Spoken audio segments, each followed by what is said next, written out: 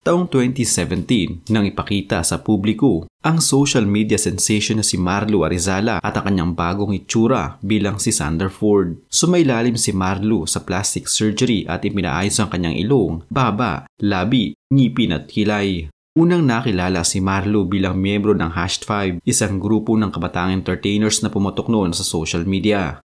Lumabas sa mga programang Gandang Gabi Vice at Home Sweetie Home si Marlo. Tinagulan pa nga siya noong banta sa Liz Ken Love Team dahil aminado si Marlo na crush niya si Liza Soberano.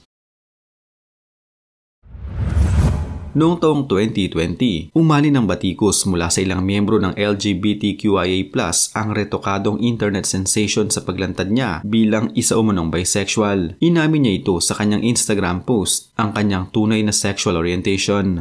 I am part of LGBTQ, #bisexual, ang matapang na paglalantad ng social media star sa ipinost niyang mensahe sa kanyang IG stories. Bago pa ang kanyang ginawang pag-amin, nagparamdam na si Sander sa kanyang mga fans at followers tungkol sa gagawin niyang pag-come out. Nagpahayag si Sander ng pagsuporta sa LGBTQIA+ community nang mag-post siya sa IG ng kanyang litrato na naka-makeup with matching wig. Sabi niya sa caption, "Walang masama sa pagiging bakla. Ang masama, ang mga utak ng tao na kahit di mo inaano, madaming panlalait ang masasabi sa iyo." Subalit imbes na suportahan siya ng mga nasa LGBTQIA+ community, ay pinagdududahan siya ng mga netizens sa biglang pag-amin na siya ay isang bisexual. Naniniwala sila na gimmick lang ito ng binata para matakpan ang kontrobersyang kinasasangkutan niya noong mga panahon na iyon. Matatandaan ay nakusahan siya ng kanyang ex-girlfriend ng pananakit at panloloko. Mariin naman itong pinabulaanan ni Sander. Hindi raw niya ito magagawa sa taong minahal at nire-respeto niya. Komento ng isa pang netizen, tigilan na ni Sander ang pagpapakakontrobersyal dahil wala na raw maniniwala sa mga paandar niya. Isinusuka rin siya ng ilang miyembro ng LGBTQIA+ community. May ilang nagtanggol naman kay Sander at sinabing intindihin na lang ito dahil mukhang magulo raw ang takbo ng utak nito.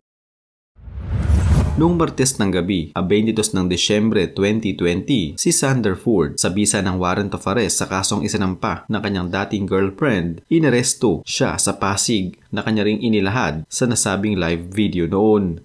Matatandaan na June noong 2020, napaulat na naging expose ng dating karelasyon ni Sander na si Isa Cabrejas, kung saan pinaratangan ito ang nobyo noon ng series of physical abuse. Taong 2021, matapos ang magkakasunod na kontrobersiya na kinaharap, tila ilang realizations ang ibinahagi ng social media personality na si Sander Ford. Sa Facebook page ni Sander, ibinahagi niya ang ilan sa mga problema na kanyang hinaharap sa araw-araw. Nabahagi na ng kanyang buhay na maagang namulat sa kahirapan. Sa totoo lang, pinipilit kong kumain sa araw-araw kahit puro problema ang iniisip ko dahil isa ako sa mga libo-libong kabataan na maagang namulat sa kahirapan. Bungad nito sa kanyang post. Kasunod nito, inisa-isa ni Sander kung ano-ano ang mga bumabagabag sa kanya. Una, ang dami kong binabayaran ng mga utang ng mama at papa ko. Pangalawa, nagbabayad ako ng bahay, tubig, kuryente at pang-araw-araw naming gastusin sa bahay. Pangatlo, bayarin sa pag-aaral ng mga kapatid at pamangkin ko. Pang-apat, problema sa mga kinakaharap kong kaso. Pang-lima, problema sa pagkukunan ng trabaho dahil wala na talaga akong maayos na trabaho. Ayon ito sa kanyang post. Bukod sa mga personal na problemang hinaharap, isa rin sa tila malaking nakakaapekto sa kanyang pag-iisip ay ang mga negatibong komento na laging binabato sa kanya. At syempre, yung mga taong hinuhusgahan ako dahil sa itsura ko. Madami akong mga bagay na hindi ko alam paano ko matatapos at hindi ko din alam kung paano kong uumpisahan. Aniya pa. Ayon pa kay Sander, tulad ng marami, isa lang din ang hangarin niya para sa kanyang mga mahal sa buhay. Gusto kong makatulong, makaipon, kahit konting panahon pa. Gusto kong matupad ang mga pangarap ko para sa aming pamilya. Isa na lang ang need ko, yung magkaroon ako ng isang bagay na magbibigay ng income para sa amin. Gusto kong mag-livestream. Gusto ko talaga mag-work at makaipon pa. At kahit na maraming negatibong bagay na ibinabato laban sa kanya, isa lang din ang hiling ni Sander mula sa maraming tao. PS, sobrang hirap pa ng buhay namin ngayon. Sana konting awa para sa pamilya ko. Kahit sa konting dasal na lang po at respeto, pahayag niya. Noong taong 2022 naman, inamin ni Sander Arizala na pinagsisisihan niya na minsan siyang naging si Sander Ford. At kung mabibigyan ng pagkakataon, isa ito sa mga bagay na gusto niyang burahin sa kanyang buhay. Ani Sander, hindi niya umano ililihim sa kanyang anak ang mga naging kontrobersiya nito noon. Hindi niya ito kinakatakot dahil alam niyang magagamit niya ito upang magabayan ang kanyang anak sa tamang direksyon.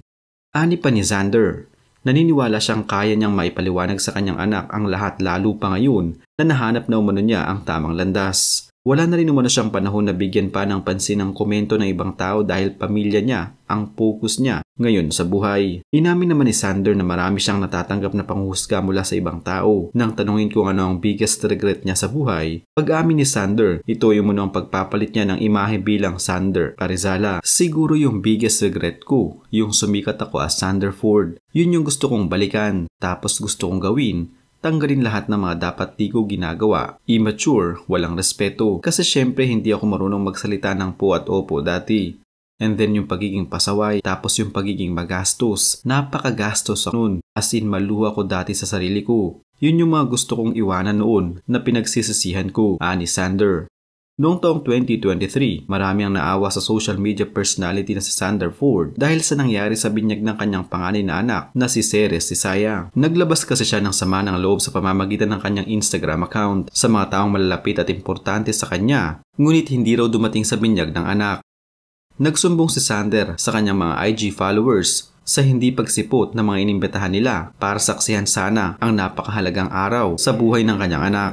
Ayon kay Sander Ford, ngayon yung binyag ng anak ko. Ang lungkot kasi yung mga taong inaasahan ko na pupunta, sila yung wala. Kahit yung presensya lang sana para sa baby ko, okay na ako. Pero alam ko din naman na hindi rin kami importante kasi hindi naman na kami sikat. Ang mensahe pa ng internet at SOCMED personality sa kanyang IG story. Wala namang binanggit si Sander kung sino-sino ang mga tinutukoy niyang bisita na nagdedma sa binyag ng anak. Hindi rin niya in-explain kung bakit hindi nakarating ang mga ine-expect niyang mga guest. Noong 12 ng Pebrero nitong taon, ibinahagi ni Sander Ford sa pamamagitan ng kanyang Instagram post ang kanyang pasasalamat sa mga doktor na gumawa sa kanya. Ngayong 8 taon na ang nakakalipas mula nang sumailalim siya sa major makeover, umabot ang halaga ng ₱250,000. Sa ngayon ay hindi na aktibo si Sander Ford sa showbiz. Paminsan-minsan ay nakikipag-collab siya sa ilang mga SOCMED personality. Abala din siya sa pag-upload ng mga videos sa kanyang iba't ibang mga social media accounts sa ngayon.